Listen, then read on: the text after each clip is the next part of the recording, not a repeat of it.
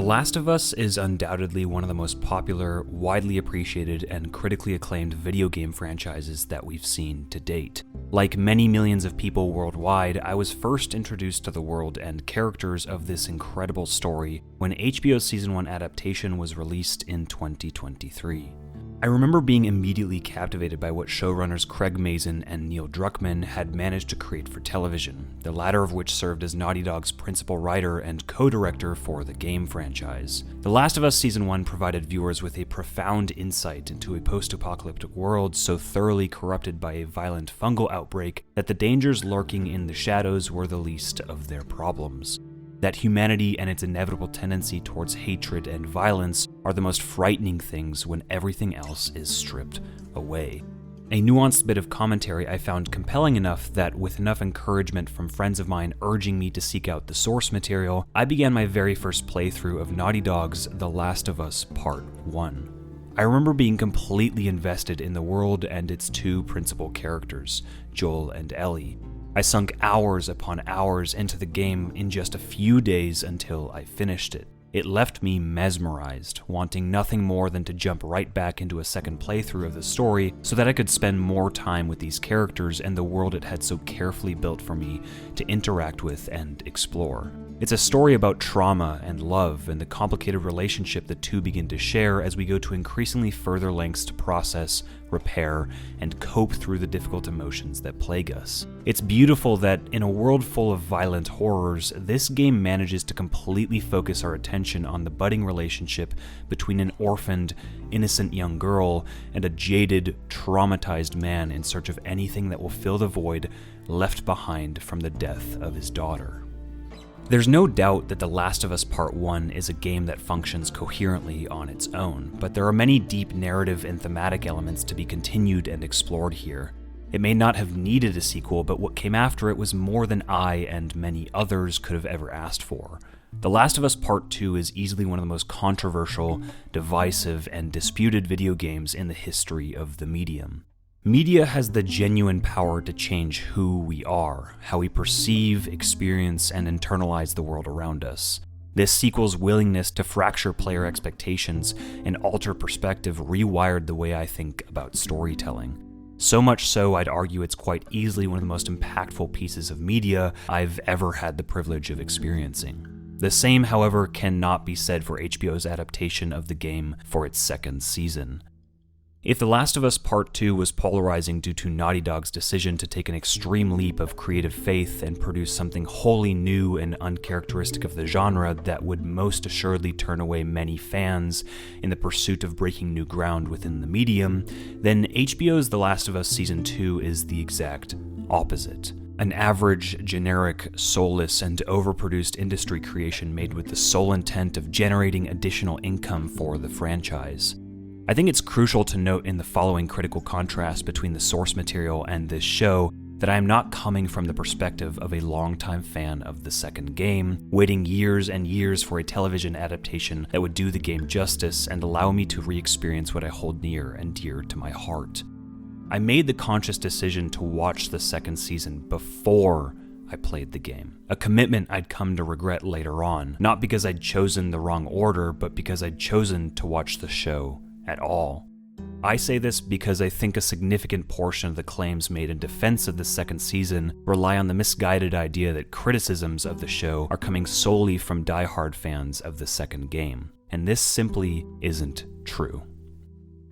HBO's The Last of Us Season 2 is flawed on a fundamental level, an issue that doesn't come down to a series of small changes and differences between it and its source material, but a critical misunderstanding of the reasons that made the source material so impactful for those that enjoyed it, and a foundational, misguided direction in its creation. Several episodes into the show, I asked myself, why am I watching this? I could not find another answer other than, I just want to know how it ends. And that, I think, is the symptom of a story suffering from a deathly illness. When I learned that the second game was going to be adapted not just with Season 2 alone, but a third and possibly fourth season, I bought, downloaded, and began playing The Last of Us Part 2 for the very first time. What I didn't realize was that I would spend over 30 hours of the next week of my life unable to do or focus on anything but the absolutely beautiful yet heart-wrenching and devastating story of this game. I'd be lying if I said this game didn't define and alter my mental state, both during my time playing it and well after. To this day, months after finishing it, I think about my experience with it. The more readily perceptible qualities like its jaw-dropping visuals, incredibly immersive atmosphere, or the heavily involved, heart-pounding action. But more importantly, the higher-level creative visual and narrative choices that it made, the topics and themes on trauma, empathy, and meaning in life that it explores, and the changes it genuinely made to how I live my own life. After I finished The Last of Us Part 2, one of my first thoughts was, how will I ever play another game? That's a powerful sentiment that few pieces of media have ever evoked from me. So how did an adaptation of this material push me so far to the other extreme that I stopped watching it, only to come back to it with the sole purpose of learning something and writing this very essay? How did two versions of the same story end up on opposite ends of the spectrum? For one reason or another, many millions of viewers feel the show failed to capture them the same way the first season did. I know I feel as much. There are an endless number of reasons to criticize the show, but I think the most glaring issues to explore all boil down to three primary missteps with regard to the direction the show chose to pursue. The active choice to simplify the framing and perspectives of the narrative, the unfortunate reduction of and decline in depth and complexity of both the principal and supporting characters, and the pervasive, almost unbearably palpable desire for the show to be as creatively muted and palatable as possible as part of a new, corporatized direction for the world of streaming.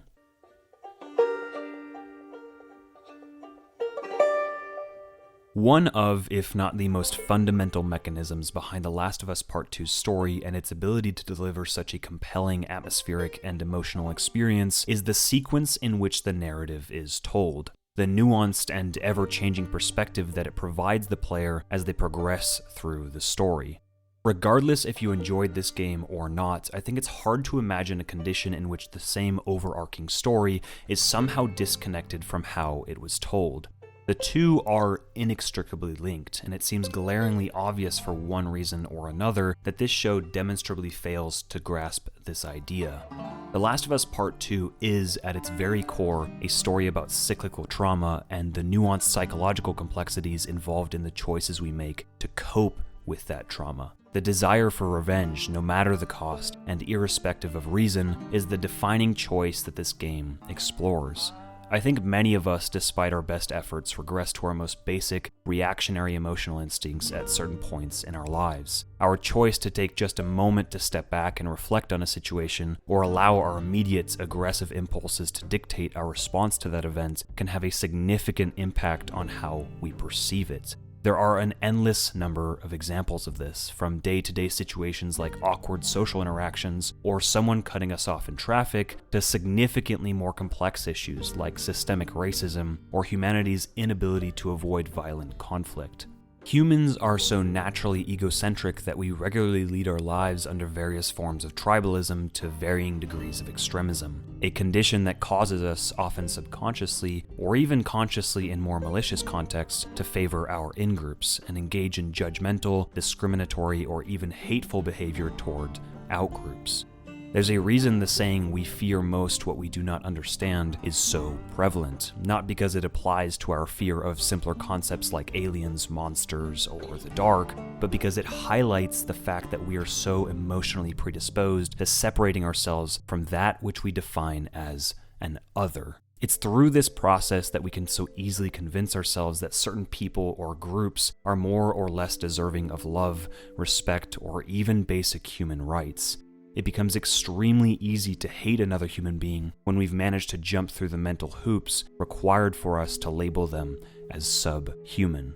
I think this concept is fundamental to The Last of Us Part 2's story and the themes it manages to convey to the player.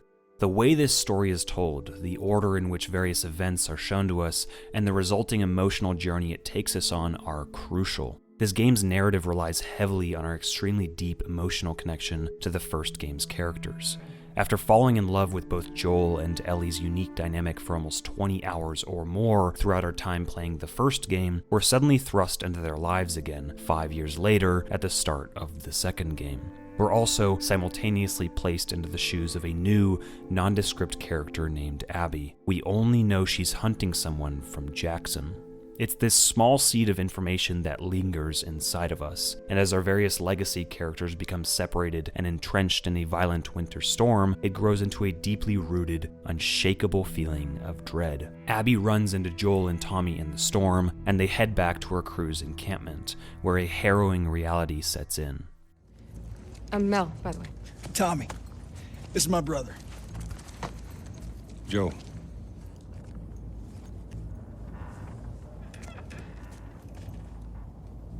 Y'all act like you heard of us or something. Because they have.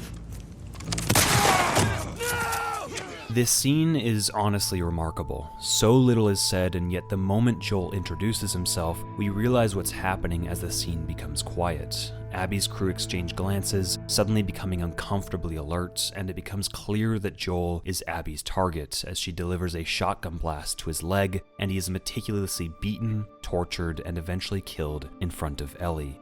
Joel's death is the single most critical inciting incident for this story and the journey that we will embark on. Most people who play the game feel rightfully devastated by this moment. His death feels not only tragic and sad, but most importantly, pointless and enraging.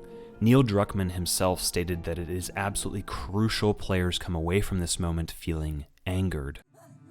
We want him to die in this really unforgiving sort of way. Like, it needs to feel senseless for you to say, fuck these people, I'm gonna pursue them to the ends of the earth and make them pay. And again, we're trying to build more rage than sadness. That's gonna really set up our journey. Okay. Sadness won't push an individual to pursue a single-minded revenge plot like the purest form of rage will. But it's also not simply the inciting incident itself that is so important to the story of The Last of Us Part 2, it's the way in which it is told to us that is even more important. Players enter the second game with the notion that they'll be playing yet another massive story with their two favorite characters, and suddenly one of them is torn away from them in the single most horrific, violent manner by a complete stranger. This game relies on our non-existent relationship with Abby. It uses our emotionally charged reaction to Joel's death and the intense feelings of rage we harbor toward her to push us to progress through the story without any thought or hesitation. Abby is a stranger, a violent force of evil that needs to be extinguished. The game does such a masterful job of preying on our basic emotional conditioning that it feels good to rampage through an apocalyptic, war-torn Seattle, systematically murdering each and every single one of Abby's crew members who participated in Joel's death, until the game suddenly, without any warning, shifts gears and we find ourselves playing as Abby for the next 10 hours or more, forced to contend with the horrors we've rationalized as we experience this story from an entirely new perspective. Abby is not a good person, but she's not a supervillain either. She's only human. Anyone refusing to adjust the categorization we assign her when she murders Joel has unfortunately missed the point of the game. There are no heroes, no villains, just people trying to survive. Given time, I think most people who are willing to detach themselves from their biases come to realize that Ellie and Abby's character trajectories are not distinctly different from one another. Both live in an apocalyptic world devoid of any hope, both lost their father figures at the hands of a murderer, and both embark on a path of irredeemable vengeance that will soak their hands so full of blood they will never be the same again. They're two sides of the same coin. It's our lack of context for who and why Abby is what she is that allows us to dehumanize her, to render her as something subhuman, and therefore perceive her in ways that we couldn't possibly rationalize for another human being. And this is the point.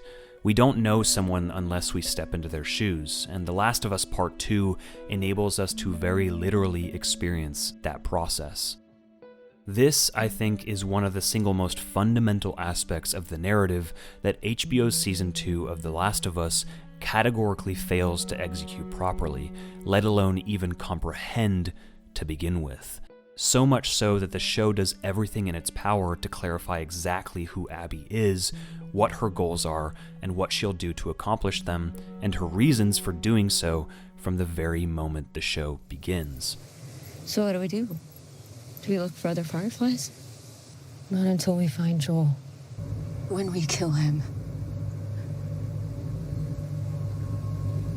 we kill him slowly. People who haven't played the game, like me at first, likely don't mind this. It certainly isn't the best writing, but it's also not criminal. With the context of the game, however, it becomes clear that there is absolutely no subtlety present here. We know almost everything we need to know about Abby within just a couple minutes. Who she is, why she's grieving, the individual responsible for that grief, and exactly what her aim is. Just about the only thing we don't know is the fact that it is very specifically her father, whom Joel killed, who has pushed her to this point. A detail she very quickly divulges to us before she kills Joel in the show. An unarmed doctor you shot in the head. That was my dad. Abby isn't just a character anymore. She's just a plot device that serves only to info dump through several painstaking, almost cringeworthy monologues throughout these first few episodes. This is a baffling decision, made only in an attempt, I assume, to make Joel's death as palatable to audiences as possible. But in doing so, it misses the critical utilization and borderline weaponization of perspective that made the game's delivery of theme so impactful. The story is the same, but the order in which that story is delivered is the critical factor in what we take away, internalize, and learn from it. Whereas the game forces us to embark on our own personal journey of character development as we come to terms with our own emotional biases and grow to become better people, the show does that work for us.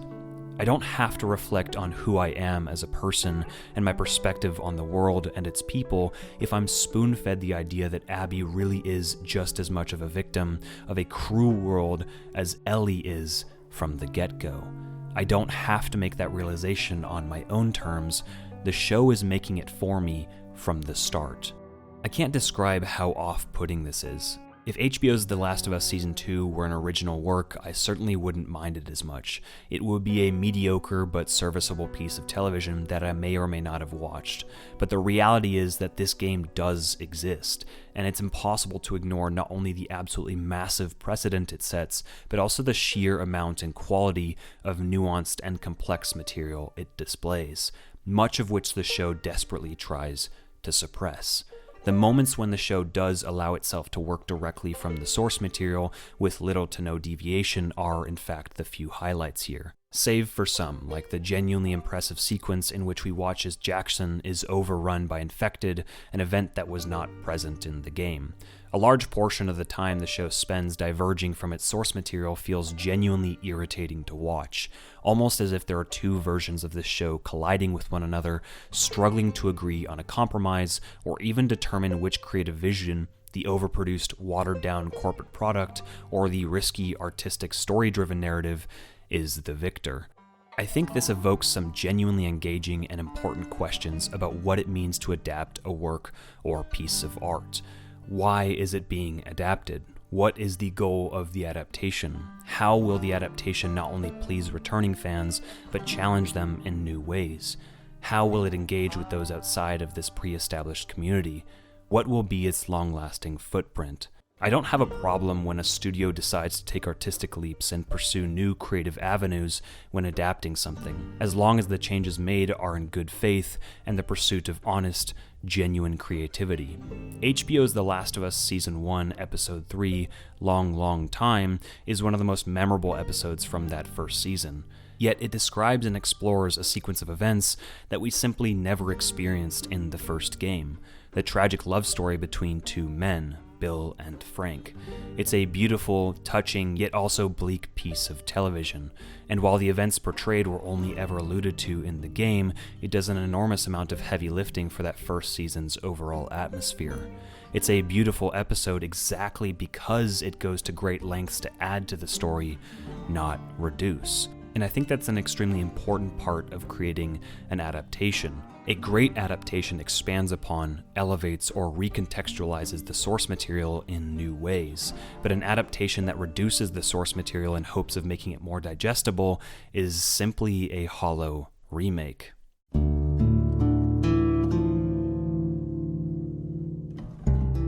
This season's poor handling of not just the thematic significance, but especially character depth and nuance is the most glaringly obvious example of this. There are numerous character changes the show makes, varying from small, almost inconsequential adjustments to near complete redesigns and overhauls that demonstrate a fundamental lack of critical understanding of the themes explored by the original game. Again, I think it's important to ask why these changes were made and what effect they have on both the characters and the overarching narrative. Unfortunately, the answer to both of these centers itself once more around creating a catered, unchallenging, and palatable experience to the viewer. Most, if not all, the character changes here are reductive, serving not to expand or even maintain character integrity, but actively expunge much of the nuance that made them so interesting to begin with. There are a myriad of smaller examples of this process when we contrast the game's characters with their counterparts in the show. Tommy and Jesse are reduced not simply in terms of their complexity as people, but stripped of their overall presence and impact within the context of the story. Tommy is no longer the first to leave Jackson in hopes of avenging his murdered brother, a force so powerful he's referred to by the WLF as an army, but now is instead reduced to a passive character in the show, sitting back as others make choices for him. Jesse is no longer an intricately designed supporting character with his own agency and unique dynamic with Ellie, but now rather a chaperone at best and a comical device used only to aid Mason's teenage drama fantasy and deliver eye-rolling banter at his worst. Other, more impactful character changes reveal more glaring issues, however. The simple fact that Joel is talking to a therapist isn't problematic in isolation, but it does pose some serious questions against the greater backdrop of both the show's writing quality and his character. Irrespective of Joel, a story that uses therapy sessions as a device to explore an individual's mental state is a massive red flag. It's demonstrably lazy to use therapy to do this when more complex writing methods of elucidating psychological or emotional details exist. Moreover, Joel is easily the last person who would ever talk to a therapist, not necessarily because doing so is inherently contradictory to his worldview, but because he is fundamentally incapable of doing so. If we boil Joel's character traits into just a couple key qualities, it becomes readily apparent that Joel is uniquely defined by his crippling inability to even begin to confront his past trauma, let alone thoroughly process it with someone else, no matter who they might be. Not her, you know. What? Maria told me about Sarah. Ellie? You are treading on some mighty thin ice here. This isn't simply critical to Joel's character, it's a fundamental determinant of Ellie's growth and development into an adult. We are, in large part, products of our upbringings. We learn express lessons about morality, the world, and who we should be from our parents. But much of what we learn is also subconscious mirroring of who our parents are, in turn, as people. Ellie's emotionally tumultuous existence, her broken, shattered perspective on the world, who she is, and what she chooses to pursue in life is a direct reflection of Joel's own complicated relationship with trauma. She makes the violent, irresponsible choices she does because she's never been shown how to do so otherwise. If this flaw in Joel doesn't exist, then neither can the Ellie we know and love. These character changes aren't only restricted to the show's writing decisions, however, but also physical ones. I think it's pretty important to highlight here that I do not particularly care for the physical or visual accuracy of live-action castings for fictional characters in books, games, or animated movies and shows.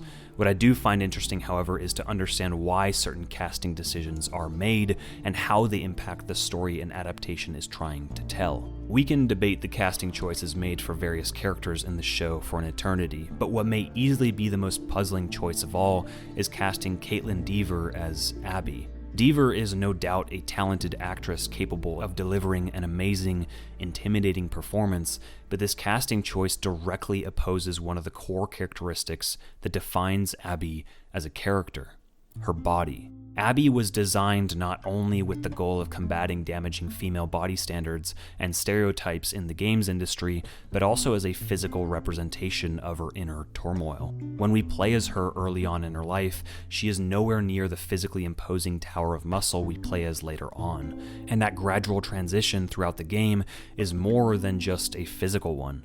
It's a manifestation of her psychological state, of the sheer amount of trauma she's endured. She's become so overwhelmed and consumed by her desire to kill her father's murderer, should she ever find him, that she's turned herself into an unstoppable force of physical violence. It's a quality so deeply rooted in her character that her in-game character's movement, fight patterns, and overall feel are all distinctly heavier, more powerful, and noticeably more brutal than Ellie's.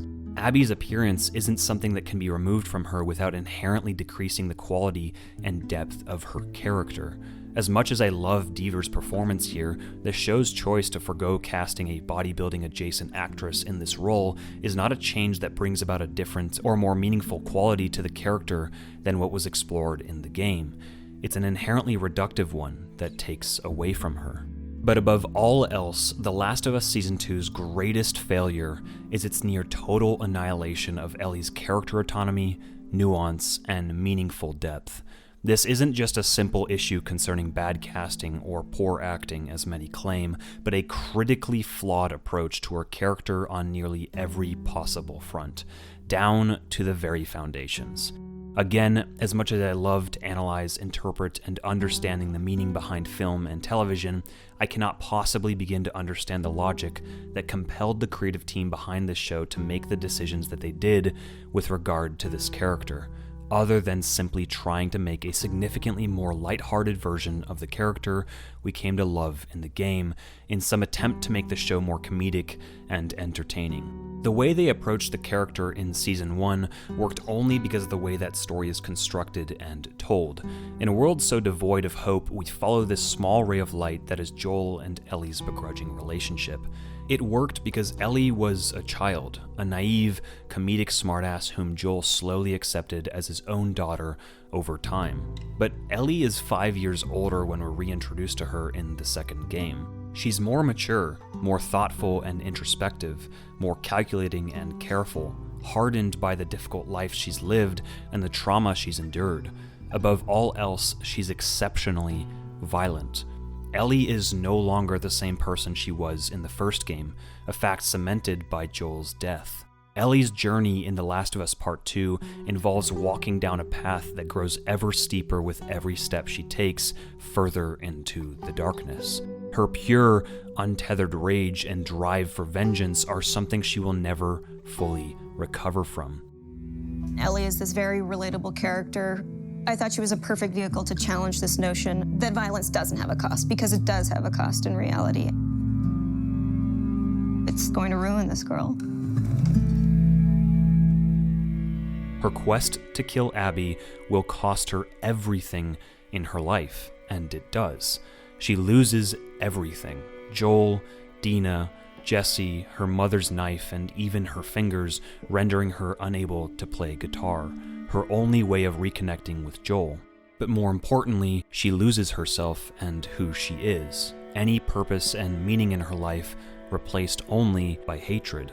Above all else, The Last of Us Part 2 excels at creating an atmosphere that is irrepressibly dark, depressing, and hopelessly bleak. This is not a fun, lighthearted story with a happy ending. It is a soul-crushing experience that forces you to not only examine the characters of the world and its story, but also look within yourself and reflect on who you are. It's a brutal game that changed me, and much of that relies heavily on Ellie's heart-wrenching self-destruction. The contrast between the young, innocent child from before and the deadened, ruthless version of her we bear witness to now.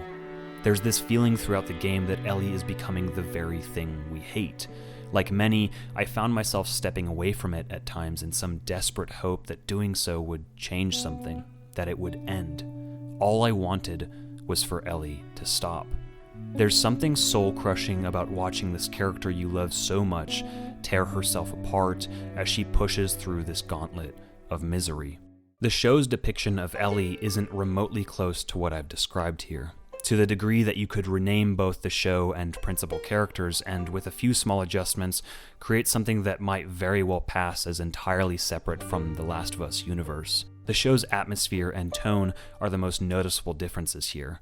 I don't think the show needed to be as bleak as the source material, but to go so far towards the other extreme feels like such a strange choice. There are certainly moments throughout the show that set a different, more serious tone for the story, but the instant Ellie is involved in a scene, you can feel this irresistible desire from the show to create as much of a lighthearted environment as possible, in some bizarre attempt to reduce the weight and significance of not simply the events of the story, but the themes it's supposedly trying to explore. The show is bathed in near constant daylight as Ellie and Dina walk down the streets of Seattle without a care in the world, cracking jokes and exchanging dialogue that feels as though it were written by and for middle schoolers. Ellie can't seem to interact with the world around her or the characters in it in a way that reflects a more mature, grounded understanding of the stakes at hand here. Her exchanges with other adults around her make her look like an incompetent child. Her conversations with Dina and Jesse feel like they've been ripped directly out of a shitty, low-budget young adult high school dramedy, and she seems completely aimless, almost transient. Her actions devoid of almost any resolve or commitment. Ellie's basic ability to internalize the world around her and act accordingly seems nearly absent. I think many people, myself included, find HBO's version of Ellie to be simply insufferable. A large part of this is due to the show's alarming need to portray her as a complete and total idiot. The second game's depiction of Ellie lends itself to what may easily be one of, if not my favorite characters ever put on screen. She's flawed, yes, but she's extremely capable, smart, and talented. You feel like an unstoppable badass when you play as her throughout the second game. And most important of all, she's relatable. She's human.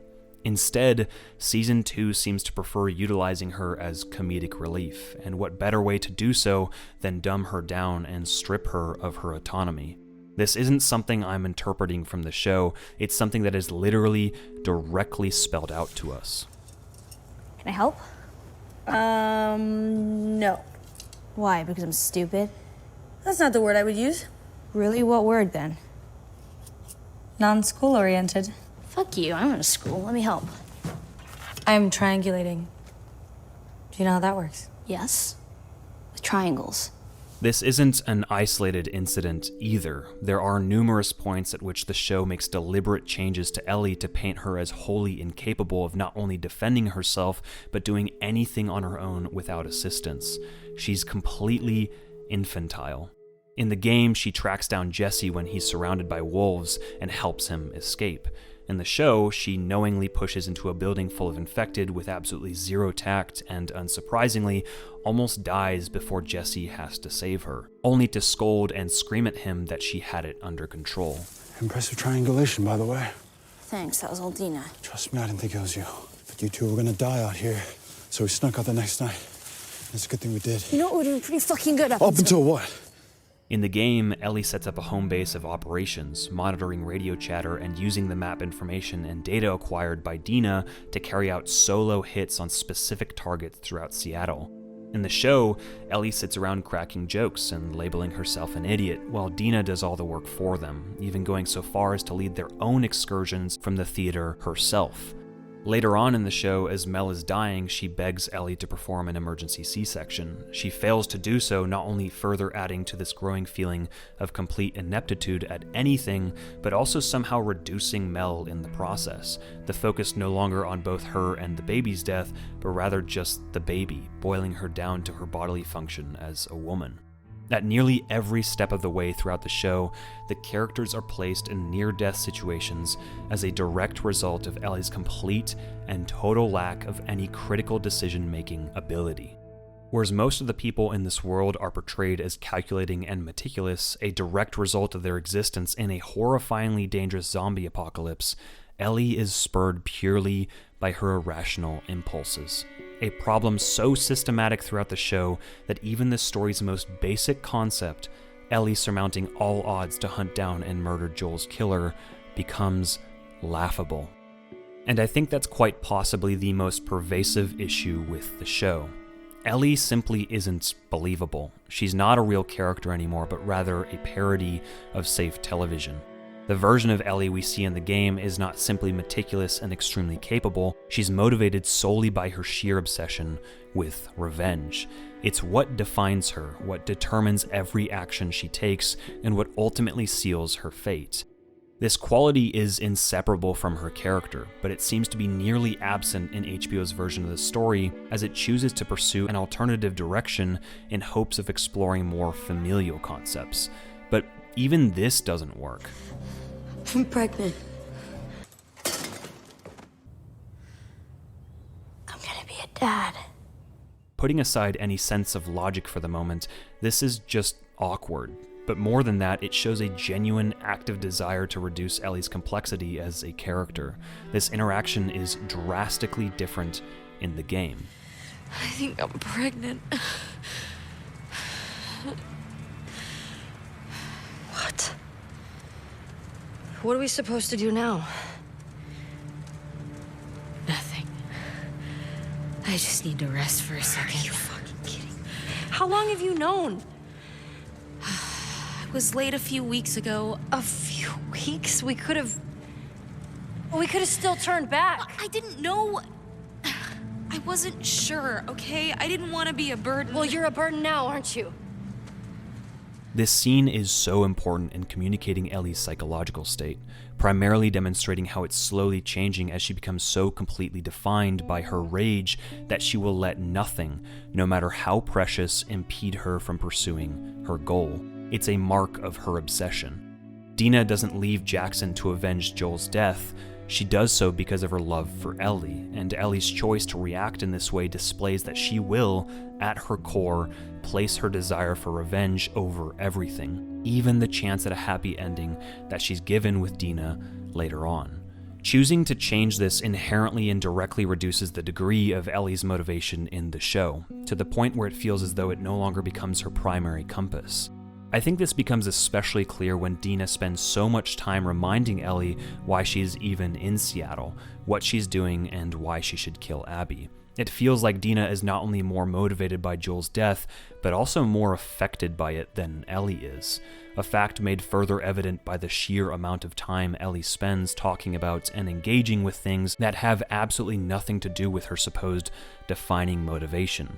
In the game, there is this palpable sense of grief emanating from Ellie as she interacts with the people and world around her. Her trauma and sadness pour out of her. Even during brief moments of levity, we feel a perpetual sense of longing for Joel and the relationship they once shared. But HBO seemingly fails to deliver on this notion. Ellie constantly needs to be reminded of Joel by other characters as she happily struts around the brightly lit streets of Seattle, all smiles. She even skips into a scene like some toddler on a playground. Ta-da! What? Lights. Oh, good. There are moments where the show does try to tackle this subject in an attempt to present some genuinely engaging and challenging sequences by simply pulling directly from the source material. And unfortunately, these moments that were otherwise extremely impactful in the context of the game simply feel flat here in the show.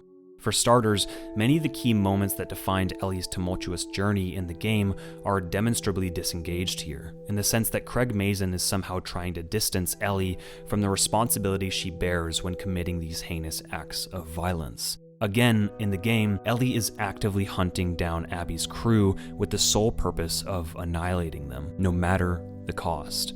She's a killing machine, but that doesn't mean she's devoid of inner conflict or emotion, especially remorse. She can brutally murder these people whilst also acknowledging that what she's doing is horrific. The two are not mutually exclusive. It feels like the show simply can't wrap its head around this notion, choosing instead to adopt an oversimplified worldview absent of any nuance. Why the show would choose then, after already changing so much, to retain key plot points involving Ellie's grim murders is beyond me. The result is frustrating as Mazin desperately tries to perform the writing gymnastics required to substantiate his limited perspective on the narrative. Whereas Ellie made her own conscious decisions to kill in the game, Mason chooses instead to reduce her even further here. It's rare, if ever, that Ellie kills anyone in the show, but when she does, it's almost always in blind, nearly unintentional self-defense. The worst example of this is the show's portrayal of Owen and Mel's deaths. Hands up. Where's Abby?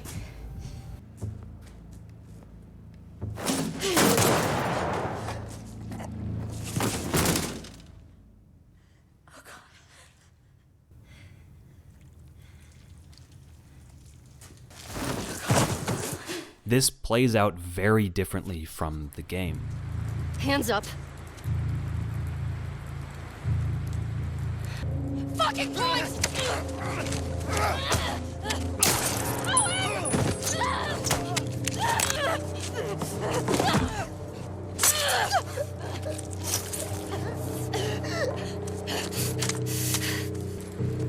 Tell me where Abby is. Where the fuck is she?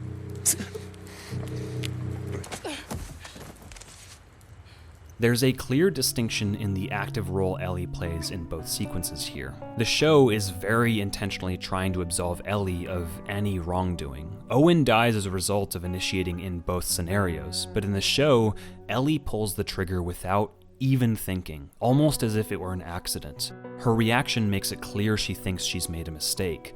She has, that's obvious to any viewer, but her immediate acknowledgement of that mistake is what's inherently reductive here. The decisions she's making aren't coming from some concrete, unwavering moral foundation like they are in the game. They're random, impulsive, and almost impersonal. Mel's death is also portrayed as an accident, the result of a freak coincidence. I could very well be reading too deeply into this, but the show seems to go to great lengths to convey this idea that Abby is the only person deserving of Ellie's hatred, if it even exists, and that the people that were there with her when she murdered Joel are simply innocent bystanders that had nothing to do with it. That's just wrong. They could very well have wanted nothing to do with it or even been disgusted by the act, but they nonetheless engaged with it and allowed it to happen. I don't think they deserve to die because of this, but for the show to sit here and somehow try to portray them as victims is not only wrong, it's disrespectful to the powerful themes and lessons explored by the source material. Even when the show does commit itself to portraying Ellie's commitment to avenge Joel's death, these moments feel unwarranted, unearned, and undeserved. The work simply hasn't been put in to build up to them and make them feel meaningfully impactful. It's nice to see this part of the character come out, but Ellie's rage feels unfounded when the seed was never watered, let alone even planted to begin with. I see way too many general viewers pointing to Ellie's torture of Nora as evidence that the show is doing the character justice. This is supposed to be a massive turning point for the character in the game, and while it's nice to see the show try the same, this scene feels extremely out of place in the context of both the episode and the show as a whole. The game does a significant amount of work to build up to this moment as you play through the first 2 days of Ellie's time in Seattle. There's a strong, unmistakable sense of tension in the player as Ellie progressively loses who she is through increasingly harsh and violent acts, and you're well aware that everything is leading toward a point of no return. But the show fails to do the same, opting instead to spend a majority of episode 5's runtime on goofy banter between Ellie and Dina, followed by a series of frustratingly rushed, blundering action sequences that have next to no logical connection with one another for the episode's overarching story as a whole. The episode moves from plot point to plot point with little care for what connects the moments we're witnessing, almost like a TikTok user scrolling through their page, jumping between the most explosive 10 seconds of several dozen songs that will disappear from the public consciousness in a matter of weeks. So little effort is put into building any meaningful narrative tension that when Ellie finally does encounter Nora, it almost comes as a surprise, and what follows is lackluster. In the game, our heart-pounding encounters with infected or various Seattle factions aren't only extremely engaging, they feel meaningful. We fight our way through them because we know what we're working toward. We want to see Ellie succeed. Moreover, when we finally confront Nora in the game, there's a distinct feeling that Ellie is fighting herself. She's not just trying to process what she has to do, but also willing herself to fully commit to the horrible act she's carrying out.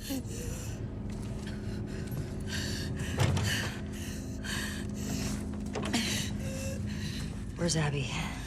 But that's gone here in the show. In the podcast episodes for the HBO show, there are several moments where Craig Mazin alludes to the notion that Ellie has darker psychopathic tendencies, that she has something inside of her that she didn't realize existed until now. With this perspective, it makes sense that as she murders Nora in the show, Bella Ramsey's performance communicates absolutely no emotion, almost as though she's in some sort of dissociative trance. Even worse, it almost feels like she's deriving pleasure from the pain she's inflicting.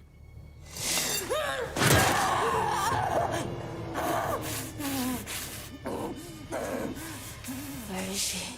Again, I think Mazin fundamentally misunderstands Ellie's character. This is just a gross mischaracterization of Ellie. She is not an idiot in the game. She's extremely competent, well aware of the increasingly awful atrocities she's carrying out and the severe toll they're taking on who she is as a person. She's well aware that her overwhelming desire for revenge will cost her everything, and yet she's unable to course correct. It's what defines her, not some notion that she's got this darker, twisted side lurking inside of her somewhere that she can't control.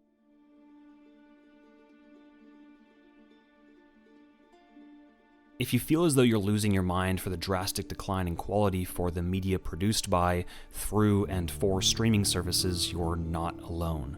As video media becomes increasingly corporatized, the pressure from executives with deadlines, profits, and shareholders in mind to create a product that appeals to the greatest common denominator is ever increasing.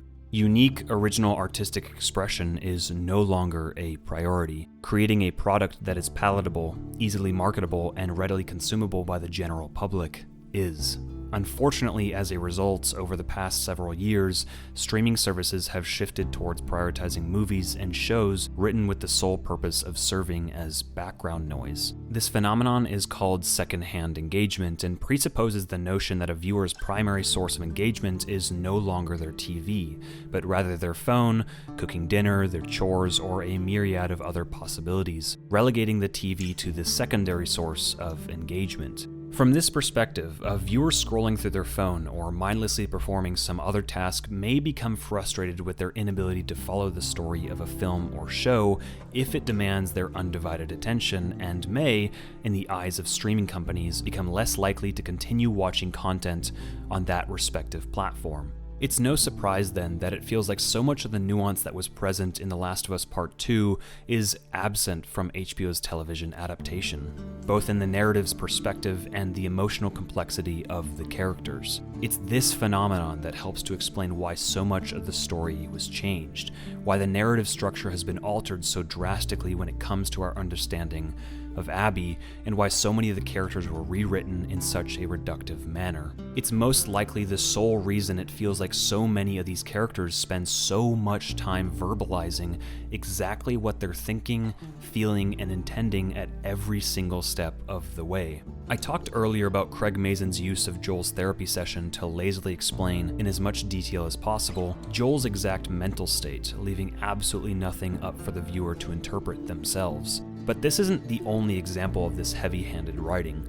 Ellie and Dina's conversations are plagued by this frustrating desire to over-explain a character's state of being, thought processes, or reasoning behind their actions. The show can't seem to present us with a conversation between the two without forcefully asserting what or how one of them feels about something, or constantly reminding us of even the most trivial ideas that have previously been established in some strange effort to ensure that every single viewer is crystal clear what the characters are doing, why, and what will happen next, so that absolutely nothing is left for the viewer to analyze. The worst, most obvious example of this is the show's handling of Abby's motivations. I'll put aside my grievances with the approach Mazin chose to deliver the story and focus instead on his writing of the dialogue itself. Mazin over-explains Abby's motivations not only once, but in 3 separate distinct moments.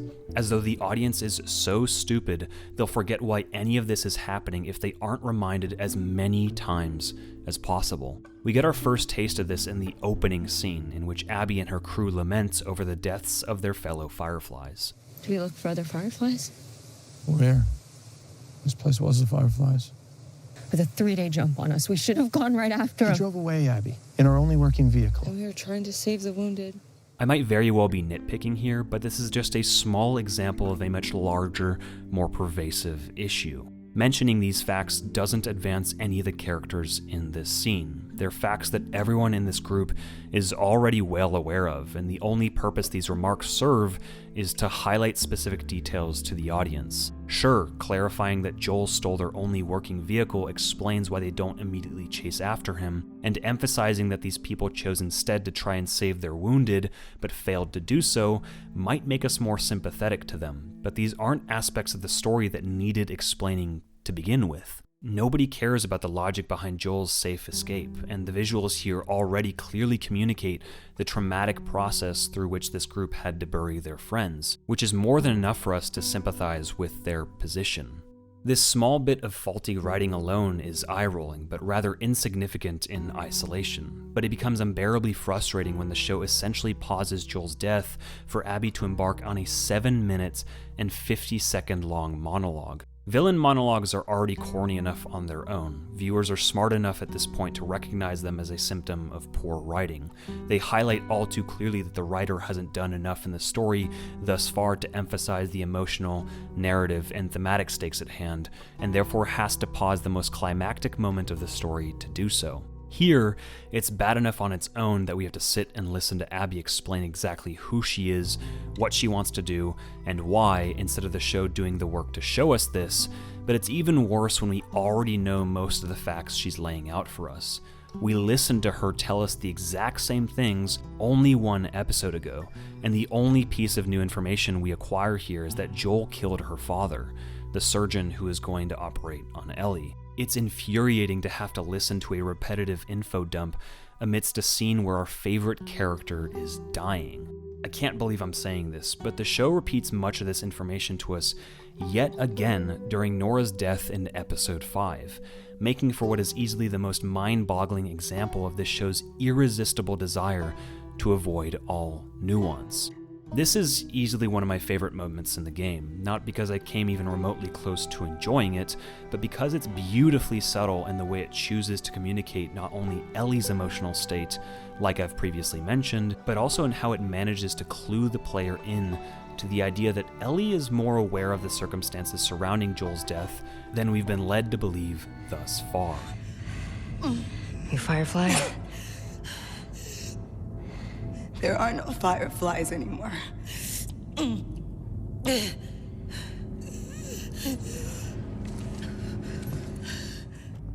Think about what he did.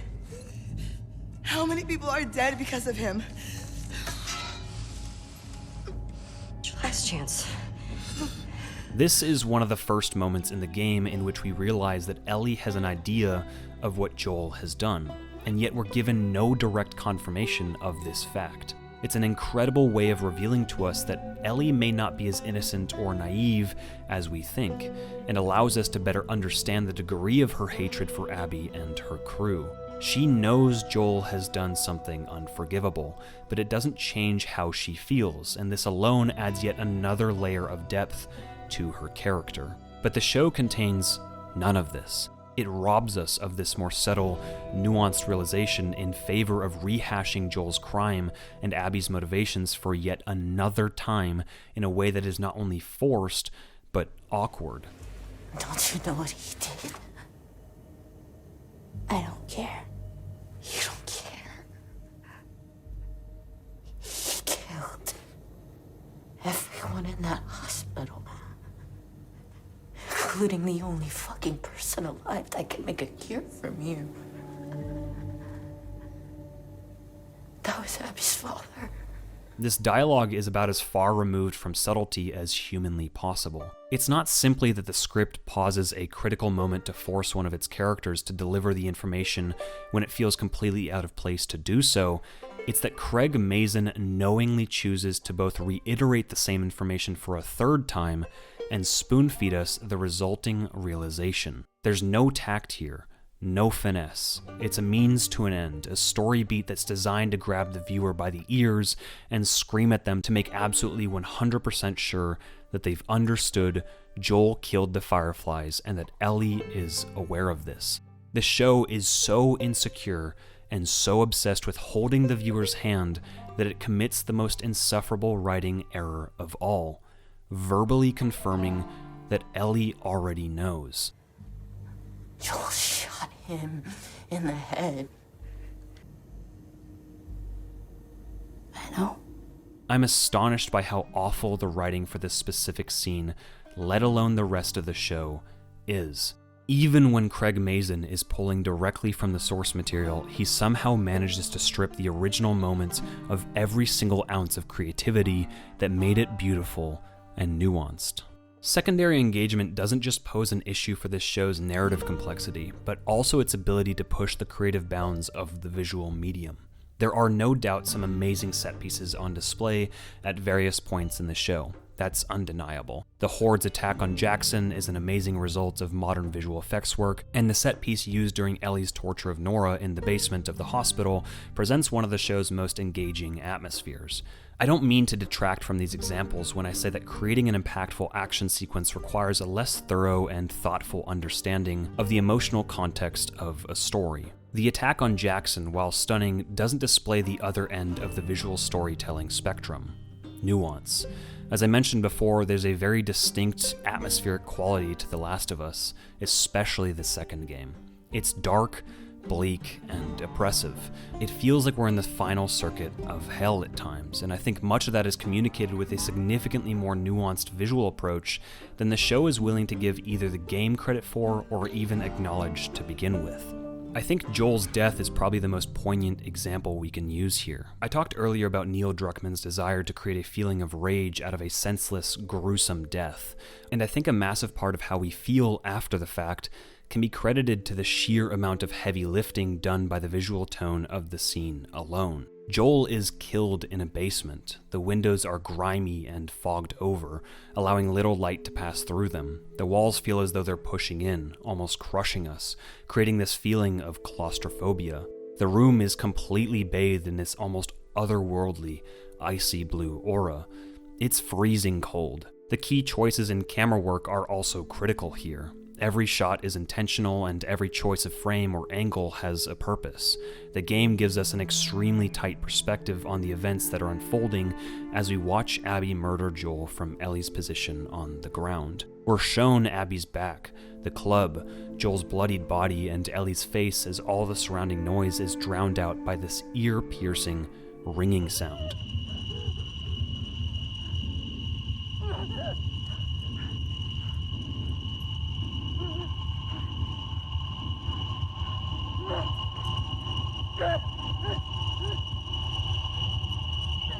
It's nightmare fuel, but the show forgoes all of this, choosing instead to place the scene in a room bathed in light. The sequence is shot with a series of bland, wide angles in an attempt to capture the reactions of everyone involved, instead of grounding it solely in Ellie's perspective. Nothing feels inspired, nothing feels creative here. The original scene has been reduced in an effort to check off the boxes on a list of producer notes. Make sure the audience knows who Abby is, why she will murder Joel, and that Ellie is sad. It doesn't feel like we're part of what's unfolding, it feels like we're watching from afar. It feels flat. I think my experience with the show first and the game second really drives this point home. I watched Joel die twice, but it was only the second time, even when I knew it was going to happen, that I felt even the slightest amount of emotion. Joel's death in the show left me unmoved. Joel's death in the game ruined me.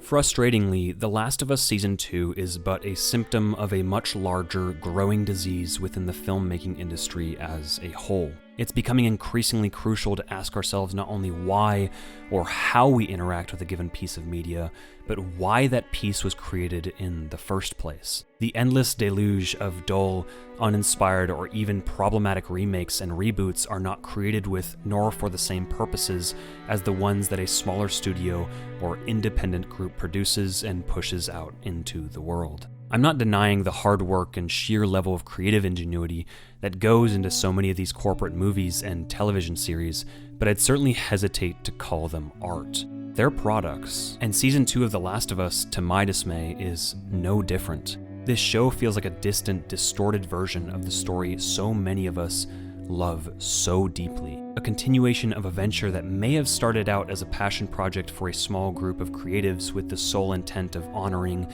and celebrating an original, beautiful story, but one that has now morphed into something unrecognizable. A project not born from within a small room of excited artists, but a massive office in some nondescript corporate high-rise, full of executives and producers with only HBO's shareholder value, company growth, and economic ventures in mind. The Last of Us Season 2 is devoid of nearly everything that made the game so special. Devoid of the potent storytelling nuances that pushed us to examine and analyze the multifaceted nature of the narrative.